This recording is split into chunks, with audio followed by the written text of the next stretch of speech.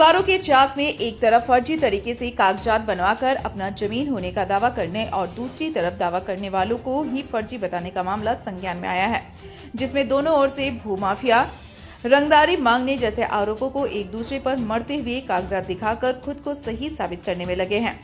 यह मामला बोकारो के चीराचास थाना अंतर्गत जमा गोरिया मौजा का है, जहां एक तरफ 57 खाता नंबर के 40 डिसमिल जमीन पर उमेश ठाकुर के द्वारा जाली कागजात बनाकर जमीन खरीद बिक्री का आरोप लगाया जा रहा है। यह आरोप अनिल पांडे की ओर से लगाया जा रहा है, जिसका कहना है कि यह जमीन जमींदार जादू ओझा के नाम से 27/2/1941 में 1385 डीड से हुमा रजवार को दी गई थी। इसके बाद उस जमीन का डीड नंबर 1386 के तहत हुमा रजवार से वापस ले लिया गया, जिस पर बादल मोदक और उमेश रजवार के द्वारा फर्जी तरीके से नाम जोड़कर 1385 डीड पर दलील बनाया गया और उस पर पावर ऑफ अटर्नी बनवाकर जमीन बेचा जा रहा है। इसके खिलाफ एक आवेदन उपायुक्त तथा रजिस्ट्रार के यहां लिखित आवेदन देकर इसकी जांच करने की मांग की है।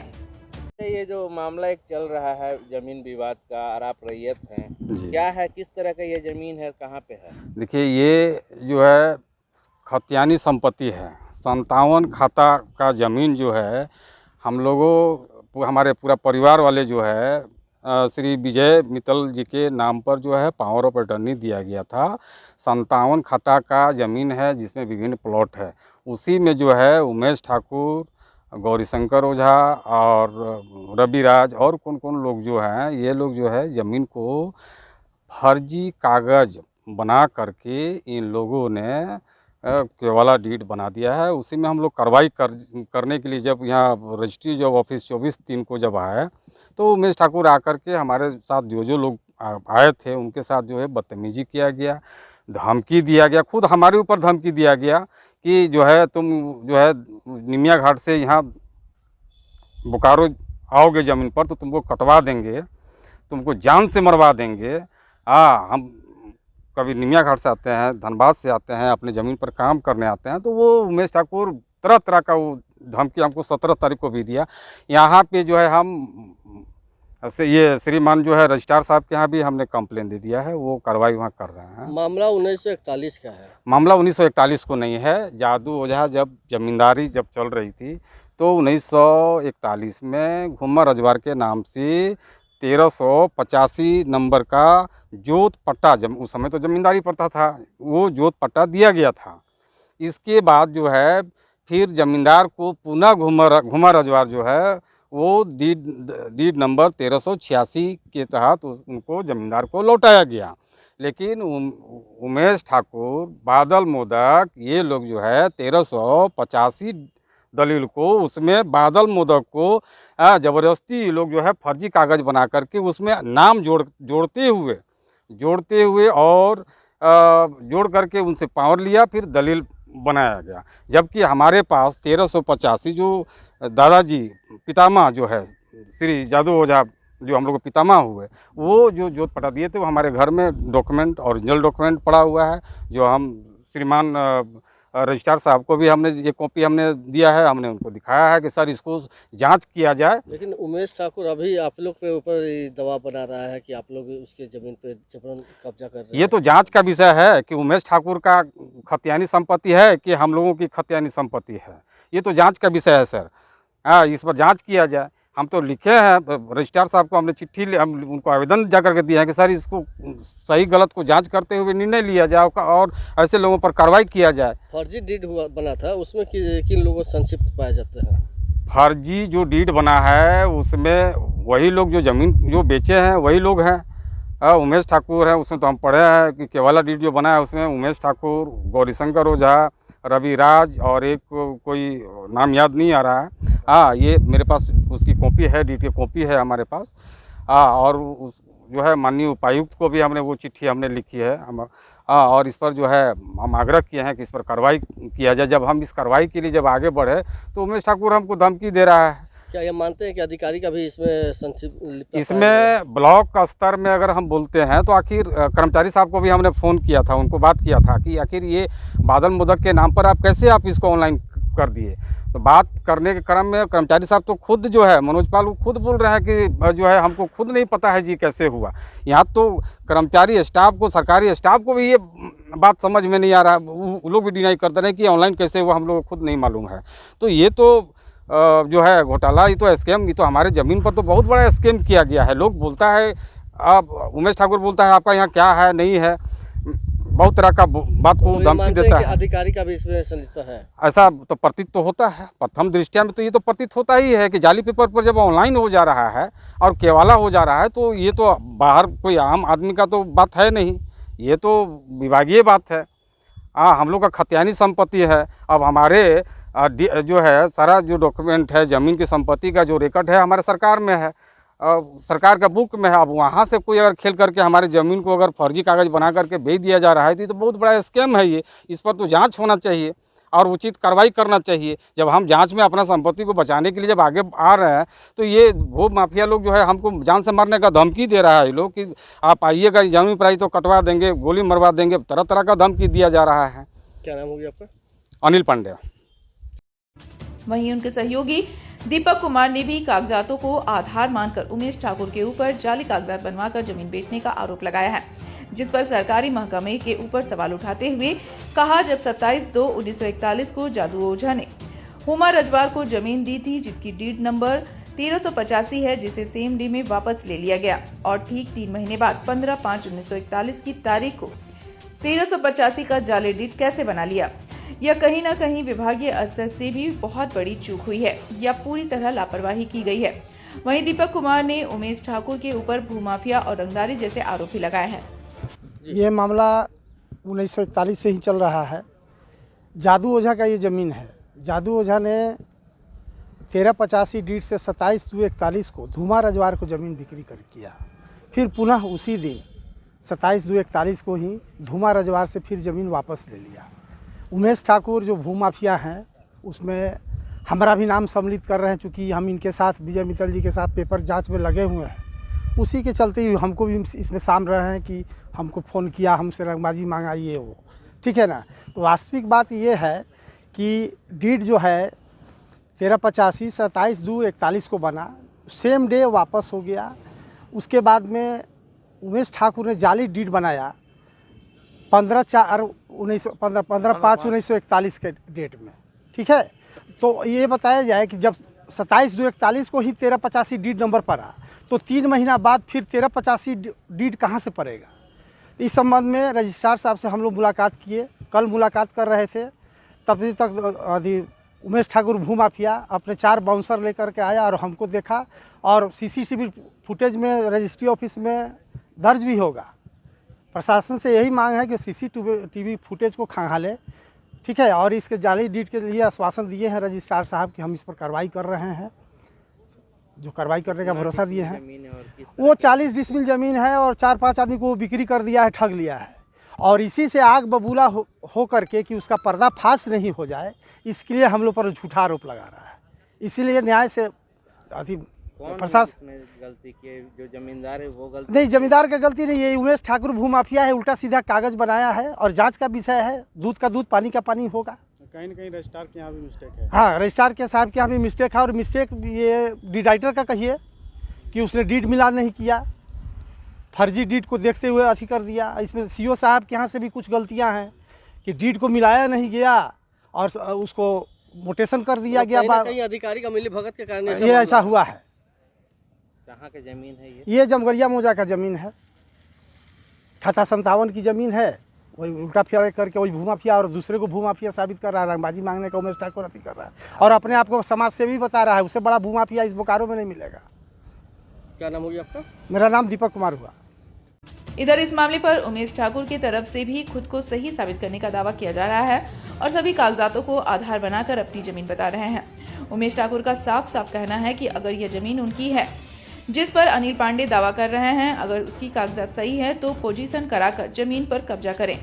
जहां तक 57 खाता की जमीन का मामला है तो यह रजवार लोगों का है जिसे हमने लिया है, जिस पर अनिल पांडे का कोई अधिकार नहीं है। अगर वह इसे साबित कर दिखा दे यह जमीन रजवार लोगों की नहीं है तो मैं पुनः जमीन को छोड़ने के लिए तैयार हूँ। और अगर यह जमीन रजवार का निकला तो इसका मतलब आपका दावा झूठा है। जमीन को आप जाली कागज बनवा करके और आप जमीन को बिक्री कर रहे हैं? देखिए, हम जाली कागज क्यों बनाएंगे? आप तो रैयत के बात सुन ही लिए हैं कि रजवाड़ का जमीन है। अनिल पांडे तो खुद जाली है। वो 2014 में हमसे करीब 1.5 करोड़ रुपया लेके 74 खता का जमीन बोले कि मेरा है। हम खाली खतियान देख के उनको पैसा दे दिए, हमको एग्रीमेंट किए। उनका पूरा अनिल पांडे का तो खैर जमीन नहीं है, उनका रिश्तेदार लोग का है। अनिल पांडे इसमें कुछ नहीं है। उनका रिश्तेदार लोग को लेके आए, सब मिलके जगन्नाथ ओझा, उमेश ओझा, सुरेश ओझा, बिमला देवी मिल के हमको करीब 1.5 लाख रुपया वो लोग 1.5 करोड़ रुपया हमसे लिए और एग्रीमेंट भी किए, पावर भी किए, रजिस्ट्री भी किए। अभी तक 74 खाता का जमीन हमको वो लोग पोजीशन पे नहीं दे पाए। अब तो हम उल्टा केस अनिल पांडे और अनिल पांडे का पूरा परिवार पे हम 420 का केस करेंगे। पहला मुद्दा। दूसरा मुद्दा 57 खाता का जब आ रहा है तो 57 खाता का हम लोगों गाँव का रजवाड़ का जमीन है और जो 1941 में जादू ओझा ही बेच चुके हैं। ठीक है, अभी 1941 में जादू ओझा बेच चुके हैं तो अनिल पांडे का अभी कहाँ से जमीन आ जाएगा और उनका परिवार का? और आप सुनिए लिए कि रजवाड़ लोग का जमीन है, पेपर भी है। जो डीड लोग दिखा रहे हैं वो डीड को भी हम लोग आपको दे चुके हैं, वो डीड भी आप देख सकते हैं। वो बता रहा है कि जब रजवाड़ को हम लोग बेचे थे सेम डे बोल रहे हैं कि रिटर्न हो गया है। ऐसा होता है रजिस्ट्री ऑफिस में? वो रजिस्ट्री करने के लिए आजकल दिन भर आदमी को लाइन लगना पड़ता है। और 4 एकड़ 79 डिसमिल जमीन जो बोल रहा है कि हम दिए और सेम डे जादू ओझा रिटर्न कर दिए हैं जादू ओझा को, तो पेपर आज तक कहाँ दिखाए? उनका आदत है यहाँ का जितना जमीन है जादू ओझा का दिया हुआ।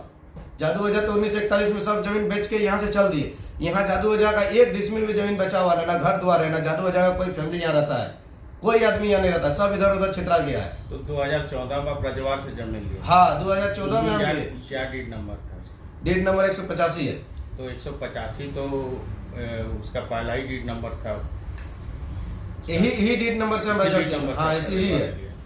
और ये बोल रहा है कि रिटर्न किए, तो रिटर्न का कोई सवाल ही ना। रिटर्न किया तो पेपर आज तक क्यों नहीं दिखाया रजवाड़ को और ना हमको दिखाया? हम तो इसको 20 बार बोले कि अगर आपका है तो पेपर दिखाइए, जमीन पाइए, पोजीशन कीजिए और आप अपना जमीन कब्जा कीजिए। तो कभी आता नहीं। इसका काम है अभी तो 50 आदमी को पूरा जमगढ़िया मौजा में 50 आदमी को नोटिस किया है। अब जितना आदमी को नोटिस किया है सब आदमी लोग बेचारा लोग डर से उसको कोई 50,000, कोई 1 लाख, कोई 2 लाख करके पैसा लेके अभी तक 1.5 करोड़ रुपया जमा कर चुका है। और उसका वही आदत है। अगर उसका जमीन होता तो नोटिस करने के बाद आदमी से पैसा क्यों लेता है? सबसे पैसा लेता है, वो नोटिस करता है और कुछ पैसा लेके फिर वो चल जाता है। अगर उसका जमीन रहेगा तो 10-20 हजार 50,000 रुपये लेगा? नहीं लेगा। तो उसका काम है नोटिस करना और पैसा लेना। और उसके साथ में विजय मित्तल और दीपक सिन्हा साथ देता है। और विजय मित्तल और दीपक सिन्हा जो बोलता है हमको भूमाफिया, हम भूमाफिया है कि वो लोग भूमाफिया है, वो तो खुद उसको पता चलता होगा। विजय मित्तल का काम है फार्म हाउस में रह के गरीब दुखी आदमी का जमीन लूटना, गुरुजी के नाम पे हड़काना, हेमंत बाबू के नाम पे हड़काना, झूठो मूठो सरकार को भी विजय मित्तल बदनाम कर रहा है। जो सरकार अभी बहुत अच्छा से काम कर रही है उस सरकार को बदनाम करने के लिए मित्तल यहाँ पर आया है। मित्तल को गुरुजी का फार्म हाउस से जितना जल्दी हो सके हटाए, न तो हेमंत बाबू का और गुरुजी का नाम इससे बदनाम हो रहा है। मैंने आप ही चाहते हैं कि इसको पूरा तरीके से जांच किया जाए? हाँ, हम भी चाहते हैं कि पूरा तरीके से जांच किया जाए। अगर हमारा जमीन जाली डीड है, रजवाड़ अगर हमको जमीन नहीं देगा, अगर रजवाड़ का जमीन नहीं है तो मेरा डीड जाली होगा, और अगर रजवाड़ का जमीन है तो मेरा डीड जाली नहीं होगा। तो इसको बढ़िया से जांच किया जाएगा। रजवाड़ का नहीं है तब ना मेरा डीड जाली होगा, रजवाड़ का अगर होगा तो कैसे जाली होगा? और इससे पहले मित्तल मेरे पास 14 लाख रुपए लेके रखा है। अभी भी उसको एसी टीवी फ्रिज गर्मी में मर रहा था, अभी एसी टीवी फ्रिज हम दे ही इसी के नाम पे कि जमीन मेरा है। झूठ मूठ का लोग खाली लुटता है। और दीपक सिन्हा तो 2009 में वास्तु विहार का जमीन पूरा जमगढ़िया का आदमी से बिना पैसा में रजिस्ट्री करा के और अभी तक पैसा नहीं दिया। वो तो खुद भूमाफिया बिना मतलब का आदमी का पैसा लूटता है। उसका घर का जांच कर लीजिए, उसका घर का क्या स्थिति है। उमेश ठाकुर ने अनिल पांडे को ही गलत बताते हुए गलत कागजात बनवाकर लोगों से पैसे ठगने का आरोप लगाया है। गलत तरीके से नोटिस भिजवाकर पैसे लेने का आरोप लगाते हुए ही उसे भूमाफिया बताकर उस पर बहुत जल्द मामला दर्ज करने की बात कर रहे हैं। उन्होंने आरोप लगाया कि इस काम में दीपक कुमार और विजय मित्तल भी उनका साथ दे रहे हैं, जो फ्रॉड तरीके से लोगों को डरा धमकाकर जमीन हथियाने का काम कर रहे हैं। वहां मौजूद हुमा रजवाड़ के परिवार के सदस्य बताते हुए मथुरा रजवाड़ ने भी इस जमीन को उमेश ठाकुर को देने की बात कही है। उन्होंने कहा 1941 में से जब अब तक हम लोग इस जमीन पर खेतीबाड़ी करते आ रहे हैं, इतने वर्षों में जमीन का दावा करने वाले कहाँ थे? आखिर 2 वर्ष पहले उन्हें यह अपना जमीन कैसे याद आया? मेरा नाम मथुरा रजवाड़ है। मैं नैनीताल का निवासी हूँ। और जादू अजा जो बोल रहा है कि मेरा ज़मीन है, जादू अजा से मेरा पूर्वज खरीदा हुआ है और हम लोग उसमें इतना दिन से खेती कर रहे हैं। 1941 से हम लोग का अजा लोग कर रहा था। उस समय अभी तक तो कोई दावा नहीं। अभी जब हम लोग 2 साल पहले उमेश ठाकुर को ज़मीन बेचे हैं तो वाकई वो बोल रहा है हमारा पास डीड है, सब कुछ है, इसमें हमारा कोई अथी नहीं है। माफिया लोग को यहाँ बुला के और झूठे रंगदारी करना चाहता है। अनिल पांडे क्या क्या नाम है हम लोग तो उतना नहीं जानते हैं, उतना नहीं जानते हैं, लेकिन ऐसा हम लोग माने माफिया लोग आके जबरदस्ती कर रहा है। विजय मित्तल क्या क्या नाम बोल रहा है इतना तो नहीं जानते हैं। इन नोटिस देने का भी मामला सामने आया है कि आप लोग ग्रामीण लोग को नोटिस दिया गया है, क्या मामला है? ये सब तो नोटिस ये सब तो हम लोग नहीं जानते हैं उतना। हम लोग तो बच्चा है, लेकिन हम लोग बच्चा होने का नाते भी हम ही लोग वहाँ खेती करते हैं। आज हम लोग 1941 से हम लोग का दादा लोग बोल रहा है, अभी तक तो कोई दिक्कत नहीं हुआ था। अब 2 साल पहले हम लोग ज़मीन बेचे, उसके बाद अभी बोल रहा है कि हमारा ज़मीन है, ये बोल रहा है हमारा ज़मीन है, बोल रहा है हमारा ज़मीन है। अब लूटना चाह रहा है तो लूटने से होगा? गरीब आदमी हम लोग हैं। उनका अगर पेपर ऊपर है तो लेके आवे और हम लोग से आके दिखावे कि मेरा ज़मीन है, हम अपना पेपर दिखा सकते हैं। देखने में यह मामला काफी पेचीदा लग रहा है, मगर जिस तरह से दोनों ओर से दावे किए जा रहे हैं, इस पर रजिस्ट्रार से जब बात की गई तो उन्होंने कैमरे पर कुछ भी बोलने से मना कर दिया, मगर कहीं न कहीं चूक होने की बात उन्होंने भी माना है। इस पर जांच कर सही गलत का पता लगाने की बात कही है। अब सवाल उठता है कि कौन सही है और कौन गलत।